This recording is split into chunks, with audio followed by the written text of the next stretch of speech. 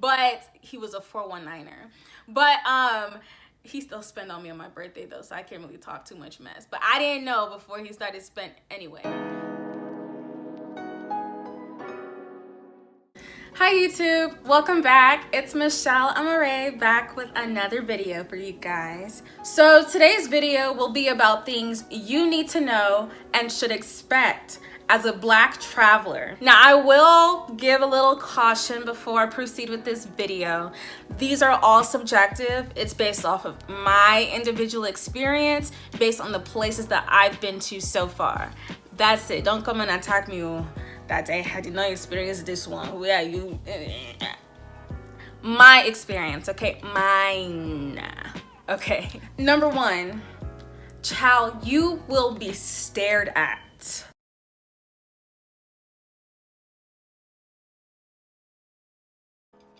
And not only just stares, I've gotten people point at me, like friends walking together, and they'll see me, they'll point, they'll be, hey, look, there's a Black person.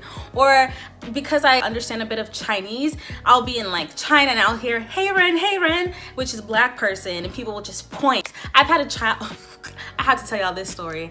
When I was in Taiwan back in high school, we were visiting like Confucius temples out in the countryside. And so we went into a local restaurant where they sold like really nice duck soup or whatever. A child literally looked at me in terror and cried her eyes out, like deathly crying. Because the mom felt so embarrassed, she had to come and apologize to me and say, I'm sorry, she's never seen a Black person before. Yeah, especially with the places and kind of places I like to travel to, I'm probably the first Black person people might have ever seen in their life. So yeah, stares are just part of the game. You will get stares. But the way I like to view things though is I don't take offense to it personally. I feel like a lot of people are just naturally very intrigued, especially if they don't see Black people normally. And so I try to embrace it. And for me, I like to give you something to look at. So when I travel, I'll make sure my hair is done, my makeup is done, and I'm just popping so that I have the confidence to be able to get through those kind of situations when literally all eyes are on me. Now, another thing you need to know, people might touch your hair.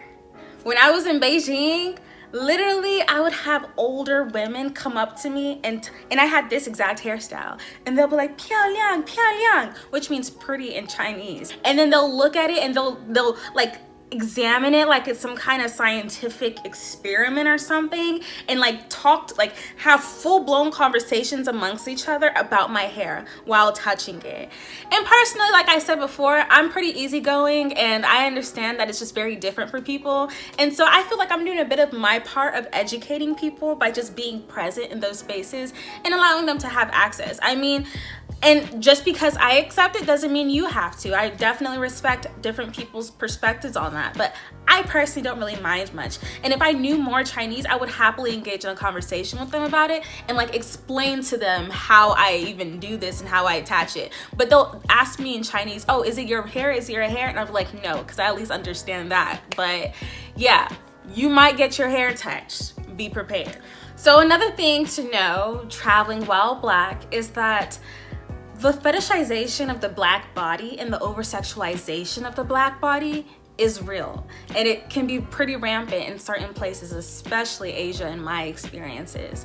So I'm just a very naturally curious person, so one of my favorite things to do when I'm traveling is to go into different sex shops in those countries. I think there's a lot that you can learn from a country based off of how it views sex in that way and just the kind of perceptions it has towards it. And something that I've seen that's been very interesting to me, especially in a lot of Asian countries, is that they'll have instruments that are used for personal satisfaction, if we can call it that try to replicate the Black anatomy. Yeah, those instruments. It's interesting to see the kind of words that they use to describe it, or just like the visuals and the pictures and the portrayal of the Black body and why Black bodies are even represented in that kind of environment in that country. Those are all really interesting things just for me to take note of and to think about, because it says, it can say a lot. It's pretty suggestive about certain things present within that culture. And another example that I have, vivid example, when I was in Thailand, Bangkok, Khao San Road is like a place where there's just so many bars and clubs and stuff like that. It's basically like a party central area. I remember seeing one day street vendors selling wristbands that would say different things on them. And one of the wristbands I saw said, "I love Black C," ending with a CK, if you know what I mean. And it was like the heart, like that hit me. I was just like, whoa.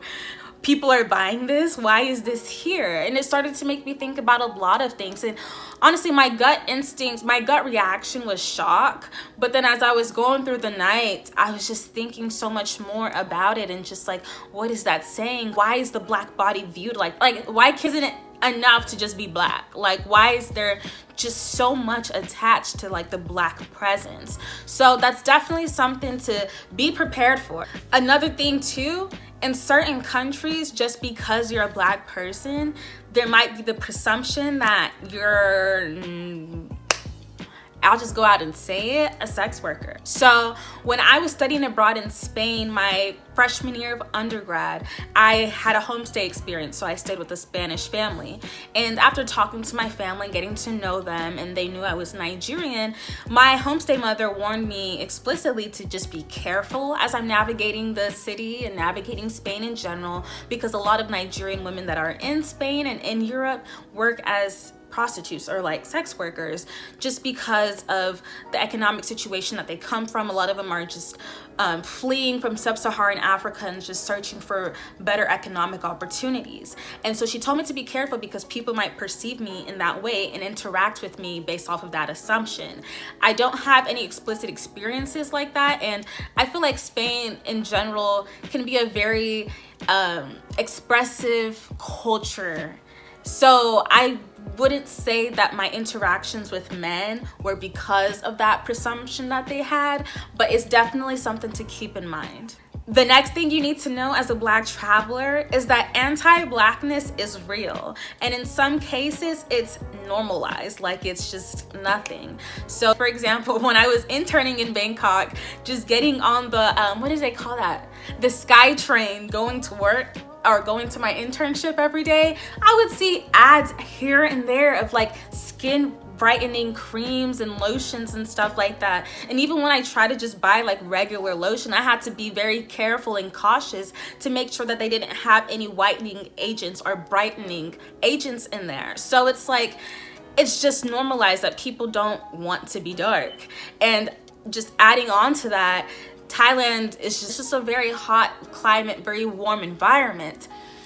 It was kind of strange to me initially that people would wear umbrellas all the time, which I get. I mean, yeah, skin cancer is real. But when I would hear reasoning such as, oh, I just don't want to get dark, it just kind of light bulb in my head. It just makes me think about, okay, what's the root of that sentiment? So definitely be aware of that. Next thing to know as a Black traveler is that you might see Black culture appropriated. Everybody wants to be Black, but nobody wants to be Black. Ain't that something? I'll tell you this, when I was in Seoul, I had the shock of my life when I saw South Korean men walk around with like Afro textured hair. You know how men used to, I don't think it's popular anymore, like the sponges where they'll put like little things in their hair and stuff when that hairstyle was popping. I don't know why it was popping in South Korea, but it was popping in South Korea for some reason. And it was just so interesting to me. I was staring. I don't usually stare, but I was staring because it was just so intriguing. First of all, how'd y'all achieve that? And second of all, like, just makes me wonder like why, but to each his own. But definitely be aware that you might run into things similar to that. Now, the next thing to know is that you need to be prepared for receiving celebrity treatment. Okay, like sis, girl, let me tell you. And I have to put the shades on for this point so y'all could really understand my point, okay? In Asia, I would get picture requests like I was actually Beyonce, okay? mothers asking me for picture requests with their kids. I took a picture with someone's grandma in the Great Wall of China, and she was dope though. But in the Great Wall of China, what else? Bro, like picture request anywhere and everywhere. Girl, I was in Asia taking pictures with people throwing up the peace sign. Like, I ain't used the peace sign that much since middle school, but Asia made me bring it back out. So just be prepared, be prepared. And like I said, I'm just a very easygoing person. Doesn't really bother me much. I don't really care. And so I'll give in to the picture requests as long as I feel up to it and it's not taken away from my experience or what I'm trying to do. I don't mind personally, but I can understand, and your sentiments are valid if you do mind, and that's just not something you want to partake in. But I will say, one thing that has always bothered me is when people take pictures or videos of me without asking. I genuinely appreciate the people who at least have the courtesy to come up to me and ask, because I'm not like some kind of animal in the zoo that you just take pictures of without permission or anything. That's just always been very rude to me, and I have received that a lot. So just be prepared for that. I do like to keep my cool and not allow that to take away from my experience of being in that country, but people do that. All right, the next thing to be wary of is that people might operate on the assumption that you're not just a regular tourist, okay? So for an example, I experienced this while I was in Bali on my flight to the Maldives. So the flight attendant, as we were preparing to board the plane, everyone else could go peacefully, just gave their boarding pass and kept it moving. Out of everybody in the line, I was the only person who was stopped, who had to show my proof of where I'm going, my return flight, things that really, I mean, yes, they have the right to request those things, but you know, when you let everyone else go on this flight to the Maldives besides the only black person in line, it kind of makes me feel some type of way. And I mean, given my age too, that might have been a factor. Maybe I was just some kind of, I don't know, maybe I seemed like this was child trafficking or something like that, but it just kind of really struck me the wrong way that everybody else had the assumption of being a tourist, where it seemed like in my case, there had to be some kind of ulterior motive for me to want to go to the Maldives. So be prepared for a different treatment like that. And another example that I experienced similar to this was in Seoul. On my birthday, I met this Nigerian man in the club, and when we first started talking, getting to know each other, he first told me he was Ghanaian. Sorry to my Ghanaian people. He first told me that he was Ghanaian, and as we started talking and I told him I was Igbo, that's when, oh, you're Igbo, can't do my sister.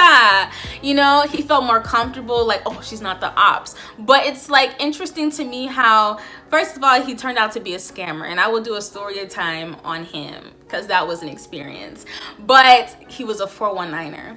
But he still spent on me on my birthday though, so I can't really talk too much mess. But I didn't know before he started spent anyway. But yeah, like there's this assumption, especially I guess based on my interaction with him, that some of the Nigerians that are present in that city, there's a lot of 419 and scamming activity done, and so he had to be careful with his identity and didn't want to come out and flat out say, yeah, I'm Nigerian, just because of the assumption people would have. And that made me think, okay, well, what if I was interacting with more people in that country? Would they also have that same assumption about me? Would I not just be a regular schmegular tourist to them? So just be aware that you're coming into an environment, you're coming into a culture where maybe they've seen people similar to you from your demographic and they've had certain experiences and might operate on the assumption that you have the same qualities or participate and engage in the same activities. So just be aware that might be why you're treated a bit differently in certain circumstances or whatnot. Now, the last thing you need to know as a Black traveler is that people might have difficulty realizing and deeping that, yes, I'm from the United States if you're a Black traveler from the United States.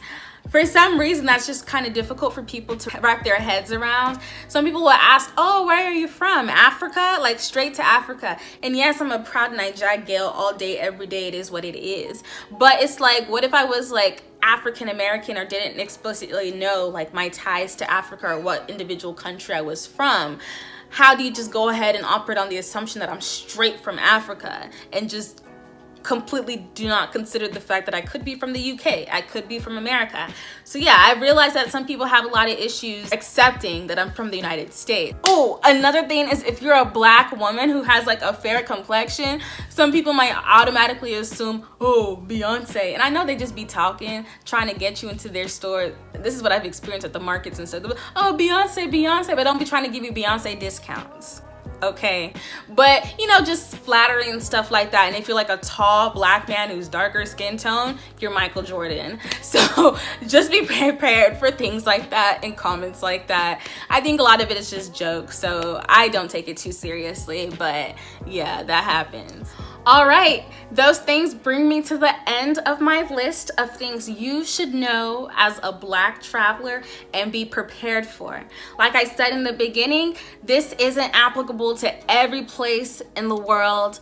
Also, it's just based off of my experiences and my experiences only, and how I've interpreted them and what I've interpreted them to mean. So I hope you guys enjoyed this video. If you're also a black traveler, let me know down in the comments, what have you experienced? Anything interesting? If you haven't already, check out my previous video on how to get over your fear of solo travel. And you guys stay tuned. You know what I'm trying to do? I'm trying to make YouTube how I like my men. Consistent. So you guys will be seeing my face every Wednesday and Sunday. So make sure you subscribe and hit that bell notification so you don't miss a video. But I will see you guys very soon. Bye.